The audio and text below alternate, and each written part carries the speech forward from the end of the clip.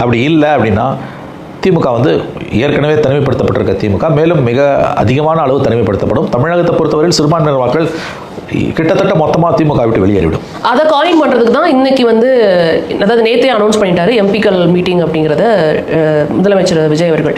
So இதை coin பண்ணுறதுக்கு, திமுகவை வந்து காயின் பண்ணுறதுக்காக தான் இந்த மீட்டிங்கை வந்து இவங்க அரேஞ்ச் பண்ணியிருக்காங்களா? இது அவங்களோட நரேட்டிவா? இல்லை அவங்க செக் வைக்கிறாங்க டிஎம்கேக்கு. இப்போ டிஎம்கே அந்த பக்கம் போதும் தெரிஞ்சிச்சு, நீ ரொம்ப காவிரியிலையும் மேகதாதுலையும் ஆடாத ஆட்ட ஆடினீங்க, இதுக்கு பதில் சொல்லிப்பான்.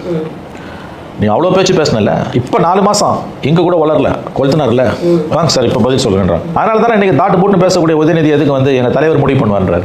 ஏன்னா நீ முடிவு பண்ணல, என்ன சொன்னாலும் பிரச்சனையாக போகுது உங்களுக்கு.